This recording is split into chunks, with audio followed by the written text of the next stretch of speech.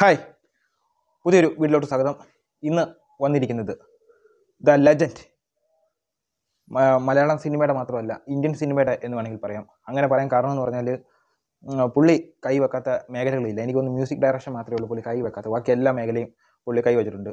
അപ്പോൾ അതുകൊണ്ടാണ് the legend, Indian സിനിമയുടെ തന്നെ ദ ലെജൻഡ് ശ്രീനിവാസൻ സാറ് നമ്മളെ കഴിഞ്ഞ ദിവസം വിട്ടുപോയിട്ടുണ്ട്. അപ്പം പുള്ളിക്ക്, ശ്രീനിവാസൻ സാറിന് ഒരു ആദരാഞ്ജലി അർപ്പിച്ചുകൊണ്ട് നമുക്ക് വീഡിയോട്ട് പോവാം. ഇന്നത്തെ വീഡിയോ എന്ന് പറഞ്ഞാൽ ശ്രീനിവാസൻ സാറിൻ്റെ നടൻ എന്നതിൽ ഉപരി എനിക്കൊരു തിരക്കഥാകൃത്ത് എന്ന നിലയിലാണ് എനിക്ക് കൂടുതലിഷ്ടം. കാരണം പുള്ളിക്കാരൻ്റെ സിനിമയിൽ എന്ന് വെച്ചാൽ തിരക്കഥ എഴുതിയ സിനിമയിൽ നമ്മളെ തന്നെ കാണാൻ പറ്റും. അപ്പം ഇന്നത്തെ വീഡിയോ എന്ന് പറഞ്ഞാൽ ശ്രീനിവാസൻ സാറ് മലയാളത്തിന് തന്ന കുറേ നല്ല എഴുതിയ കുറേ അധികം തിരക്കഥകളും കിടിലൻ തിരക്കഥയാണ്. എനിക്കിഷ്ടപ്പെട്ട സിനിമയാണ്. അതിനകത്ത് കുറച്ച് തുച്ഛമായ സിനിമകളേ ഉള്ളൂ. വിരലിൽ എണ്ണാവുന്ന കുറേ സിനിമയുള്ളൂ ഞാൻ കാണാത്തുള്ളത്. ബാക്കിയെല്ലാം ഞാൻ കണ്ട സിനിമകളാണ്. അപ്പോൾ ഇന്നത്തെ വീഡിയോ എന്ന് പറഞ്ഞാൽ ശ്രീനിവാസൻ സാറ് നമുക്ക് തന്ന കുറേ അധികം തിരക്കഥകളുണ്ട് സിനിമയായിട്ടുള്ള.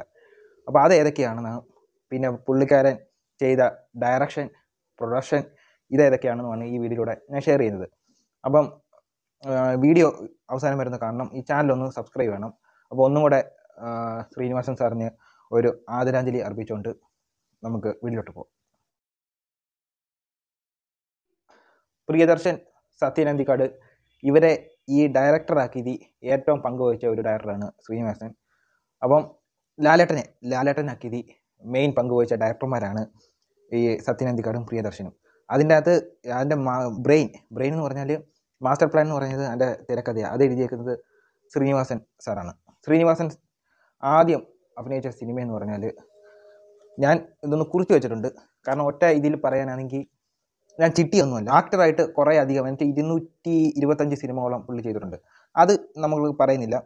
അപ്പോൾ അതിനകത്ത് ആദ്യത്തെ സിനിമ ഞാൻ പറയാം.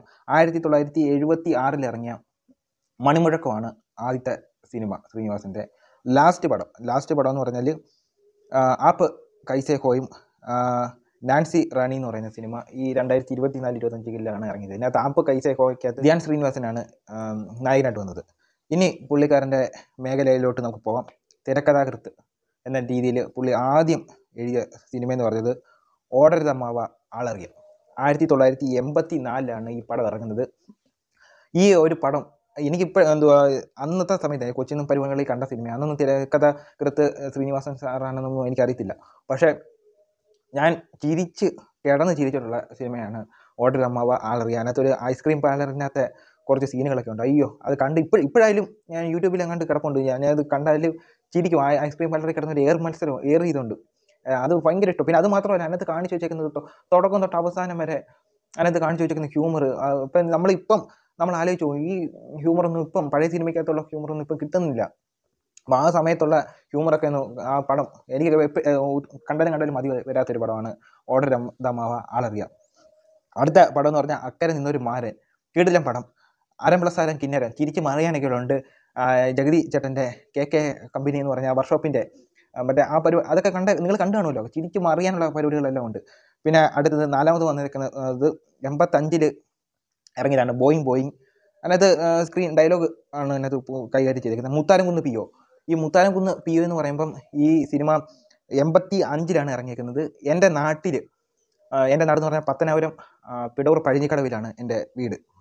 ഇവിടുന്ന് ഒരു 6 കിലോമീറ്റർ മാറിയ കുന്നിക്കോട് മേലിലേ വെച്ചാണ് ഈ മുത്താരംകുന്ന് PO ഷൂട്ട് ചെയ്തത്.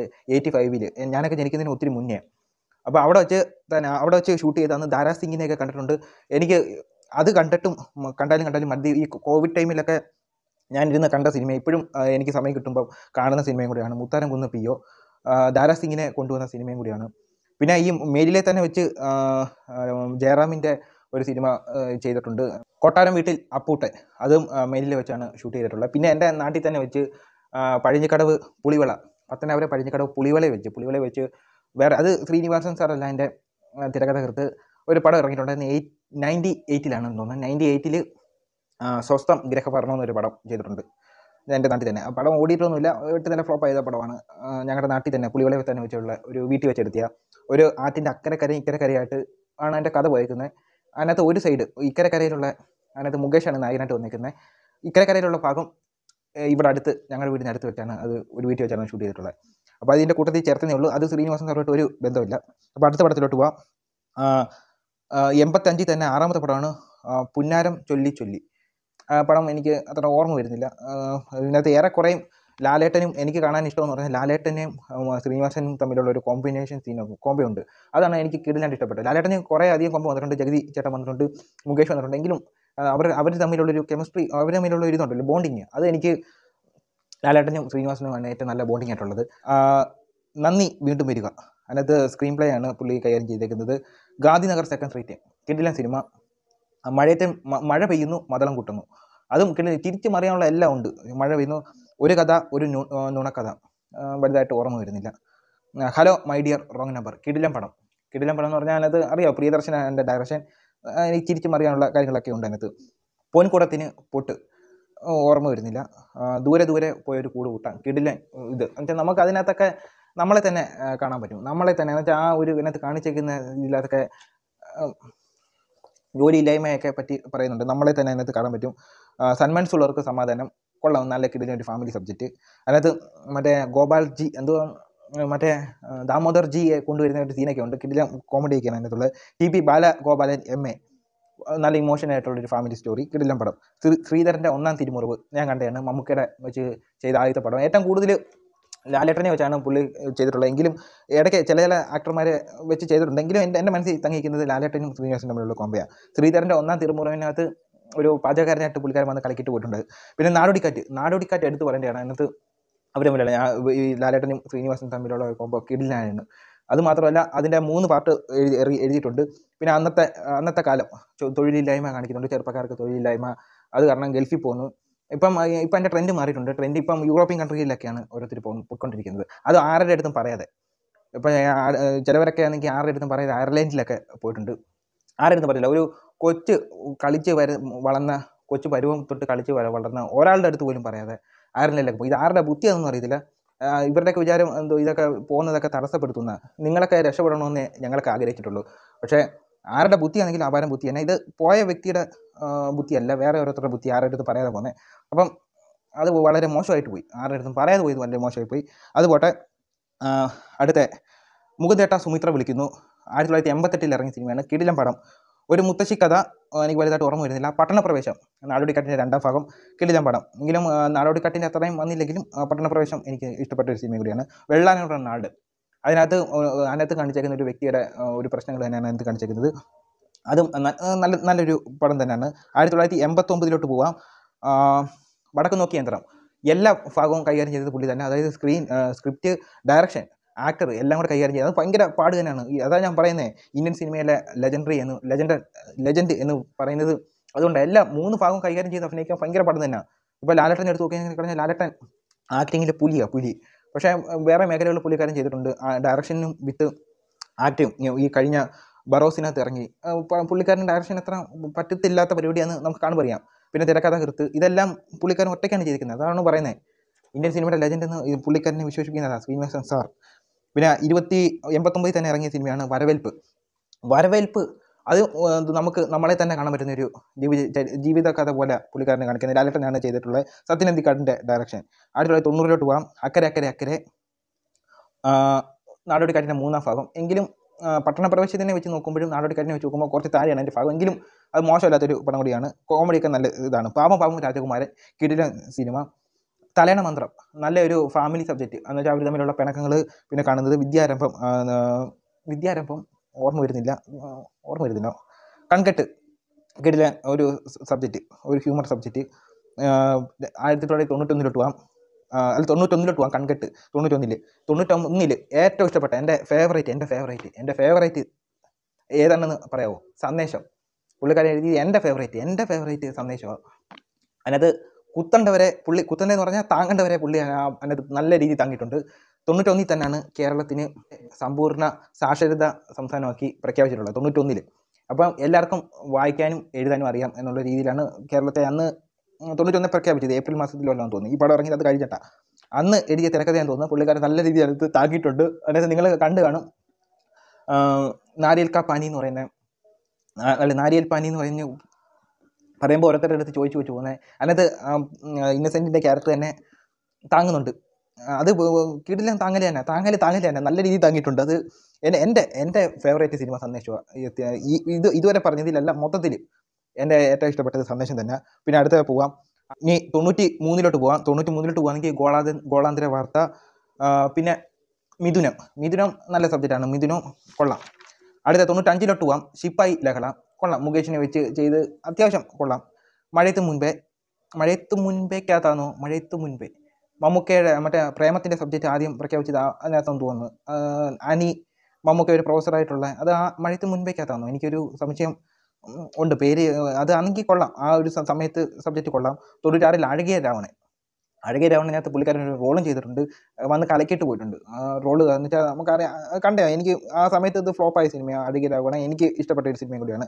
1997 ഇറങ്ങി ഇരട്ട കുട്ടികളുടെ അച്ഛൻ, ജയറാമിനെ വെച്ച് അത്യാവശ്യം കണ്ടിരിക്കാൻ പറ്റിയൊരു സിനിമയാണ്. 98 അയാൾ കഥ എഴുതുകയാണ്. സന്ദേശം കഴിഞ്ഞ് കഴിഞ്ഞാൽ എനിക്ക് ഏറ്റവും ഇഷ്ടപ്പെട്ട സിനിമ അയാൾ കഥ എഴുതുക. അതിനകത്ത് സ്ക്രീൻ പ്ലേ ആണ് പുള്ളിക്കാരൻ എഴുതിയിരിക്കുന്നത്, കഥ വേറെ ഒരാളുടെ എന്ന് തോന്നുന്നു. പക്ഷേ അത് നിങ്ങൾ കണ്ട് മനസ്സിലാവും. അടിപൊളി, എനിക്ക് ഇഷ്ടപ്പെട്ട ഒരു സിനിമയും കൂടിയാണ് അയാൾ കഥ എഴുതുകയാണ്. ചിന്താവിഷ്ടയായ ശ്യാമള ഡയറക്ഷൻ ചെയ്ത രണ്ടാമത്തെ സിനിമ, നേരത്തെ എഴുതി വെച്ചിട്ടുണ്ടായിരുന്നു വടക്ക് നോക്കി യന്ത്രം കഴിഞ്ഞിട്ട് രണ്ടാമത് ഡയറക്ഷൻ ചെയ്ത സിനിമയാണ് ചിന്താവിഷ്ടയായ ശ്യാമള. ഇതിനകത്തും പുള്ളിക്കാരൻ തന്നെയാണ് ആക്ടറും ചെയ്തേക്കുന്നത്, എല്ലാം ചെയ്തേക്കുന്നത്, എല്ലാ പരിപാടി, തിരക്കഥാകൃത്തും എല്ലാം. ഞാൻ പറഞ്ഞല്ലോ, ലെജൻഡ് ഈസ് ലെജൻഡ്. അത് കഴിഞ്ഞ് 98 തന്നെ ഇറങ്ങിയ സിനിമയാണ് മറവത്തൂർ കനവ്, ലാൽ ജോസിൻ്റെ ആദ്യത്തെ ഡയറക്ഷൻ, പുള്ളിക്കാരൻ്റെ തിരക്കഥ. അതിനകത്ത് പുള്ളിക്കാരൻ റോൾ ചെയ്തിട്ടുണ്ട്, വന്ന് കലക്കിയിട്ട് പോയിട്ടുണ്ട്. 99 ഇറങ്ങിയ സിനിമയാണ് ഇംഗ്ലീഷ് മീഡിയം, മുകേഷിനെ വെച്ച് അത്യാവശ്യം കണ്ടിരിക്കാൻ പറ്റിയ ഒരു പടം, നല്ലതെന്ന് എനിക്ക് അത്ര ഇതായിട്ട് തോന്നിയില്ല. 99 ഇറങ്ങിയ മറ്റൊരു സിനിമയാണ് പാറശാല പയ്യന്നൂർ പരമു. അത് എനിക്ക് തോന്നുന്നു പെട്ടിക്കകത്തിരുന്ന് പോയ സിനിമയെന്ന് തോന്നുന്നു. അതിനകത്ത് നിങ്ങൾ കണ്ടു കാണും, അതിനകത്ത് ഓരോരുത്തരുടെ ലുക്കൊക്കെ കുറേ പഴക്കമുള്ള സിനിമയാന്ന് തോന്നുന്നു. അത് എനിക്കൊന്ന് റിലീസ് കൊടുത്തേക്കുന്നത് 99 മറ്റോ ആണെന്ന് തോന്നുന്നു. അത് പക്ഷേ അതിന് ഇറങ്ങി ഷൂട്ട് ചെയ്തതല്ല, അതിന് ഒത്തിരി മുന്നേ ഷൂട്ട് ചെയ്തതാണ്. 2000 ഇറങ്ങിയ സിനിമയാണ് സ്വയംവര പന്തൽ, കുഴപ്പമില്ല. 2001 നരേന്ദ്രൻ മകൻ ജയകാന്തൻ വക. 2002 യാത്രക്കാരുടെ ശ്രദ്ധയ്ക്ക് കൊള്ളാം. 2003 കിളിച്ചുണ്ട മാമ്പഴം, അത്യാവശ്യം നല്ലൊരു കോമഡി സബ്ജക്റ്റൊക്കെ ഉള്ള നല്ലൊരു പടം കൂടിയാണ്. 2005 ഉദയനാണത്താരം കിടിലെ, എന്നുവെച്ചാൽ അന്നത്തെ തെലുങ്കന്മാരെയും തെലുങ്ക് സിനിമയും തമിഴ് സിനിമയും എല്ലാവരെയും നല്ല രീതിയിൽ താങ്ങിയിട്ടുണ്ട് ആ ഒരു പടം. പിന്നെ അതിൻ്റെ ക്ലൈമാക്സ്, കിടിലൻ ക്ലൈമാക്സ്, നിങ്ങൾ കണ്ടു കാണുമല്ലോ. എനിക്ക് വെച്ചാൽ തുടക്കവും കൊള്ളാം, അതിൻ്റെ ഇടയ്ക്ക് കുറച്ച് ഭാഗം വലിഞ്ഞിട്ട് ക്ലൈമാക്സ് അത് കിടിലനാക്കിയിട്ടുണ്ട്. ഉദയനാണത്താരം കിടിലൻ പടം. ഭാർഗവ ചരിത മൂന്നാം കണ്ടം അത്ര പോരാ, എങ്കിലും കോമഡികളൊക്കെ വർക്കൗട്ടായ സിനിമയും കൂടിയാണ്. ഈ കോമഡി എഴുതി പിടിക്കാൻ ഭയങ്കര പാടാണ്, പഴയ സിനിമകളൊക്കെ നോക്കിയാൽ മതി. 2007 കഥ പറയുമ്പോൾ അതിനകത്ത് പുള്ളിക്കാരൻ ഒരു പ്രൊഡ്യൂസറും കൂടെ ആയിട്ടാണ് ചെയ്തിട്ടുള്ളത്. ഇഷ്ടപ്പെട്ട ഒരു സിനിമയിൽ വേറെ ഒരെണ്ണം. 2010 ഒരു നാൾ വരും, അത്ര പോരായിരുന്നു, പക്ഷേ കണ്ടോണ്ടിരിക്കാം. 2012 ഡോക്ടർ സരോജ് കുമാർ, എല്ലാവരെയും വാരിയിട്ട് അലക്കിയിട്ട് പോയ ഒരു പടം കൂടിയാണ്. എന്ന് പറഞ്ഞാൽ എല്ലാവരെയും, എന്നുവെച്ചാൽ ഈ ഇന്ത്യൻ സിനിമയിലെ ഉള്ളവരെ എല്ലാവരെയും വാരിയിട്ട് അലക്കിയിട്ട് പോയി. എനിക്ക് അതിനകത്ത് അലക്കുന്നത് കാണാൻ ഭയങ്കര ഇഷ്ടമാണ്. ശ്രീനിവാസൻ അത്ര ധൈര്യം, ആ ഒരു ധൈര്യം വേണം, എന്ന് വെച്ചാൽ എല്ലാവരെയും. അപ്പം നിങ്ങൾക്ക് അറിയാം, ഒരാളുടെ അടുത്ത്, ഒരു സൂപ്പർ സ്റ്റാറിൻ്റെ അടുത്ത് കഥ കൊണ്ടുപോയി പറഞ്ഞു കഴിഞ്ഞാൽ കഥ മാറ്റിയിട്ട് വേറെ രീതിയാക്കി തരുന്നത്, അതിനെ എല്ലാം പച്ചയ്ക്ക് വാരിയിട്ട് ആക്കിയ സിനിമ. എനിക്ക് ഇഷ്ടപ്പെട്ട ഒരു സിനിമയും കൂടിയാണ്. പടം ഫ്ലോപ്പായിരുന്നു. നഗരഭാരതി നടുവിൽ ഞാൻ എന്ന് പറയുന്ന ഒരു പടം, സംഗീതമായിട്ട് മറ്റേ ചിന്താവിഷ്ട ശ്യാമളയ്ക്ക് ശേഷം ഒന്നിച്ച പടം, അത്ര ഓടിയില്ല പടം. 2018 ഞാൻ പ്രകാശൻ, ഫഹദ് ഫാസിലിനെ വെച്ച് കൊള്ളാം, കുഴപ്പമില്ലാത്ത നല്ല സിനിമയാണ്. പിന്നെ പവിയേട്ടൻ്റെ മധുരച്ചൂരൽ, അതും ഞാൻ കാത്തിരുന്നൊരു സിനിമയായിരുന്നു. പക്ഷേ അതിനകത്തിലെ രാസവളത്തിൻ്റെയും ജൈവവളത്തിൻ്റെയും കൂടി കഥ പറഞ്ഞ് ഒരു ഇത് അങ്ങനെ 54 സിനിമയ്ക്കാണ് പുള്ളി തിരക്കഥ എഴുതിയേക്കുന്നത്. എല്ലാം നോക്കിയാൽ മതി. അതിനകത്ത് അവസാനം കുറച്ച് സിനിമകളേ ഉള്ളൂ ഒരു ഇതാവാതെ ഇരിക്കുന്നത്. ബാക്കി എല്ലാ പടം എടുത്ത് നോക്കിയാൽ കിടിലൻ പടം, ലെജൻഡ് ഈസ് ലെജൻഡ്.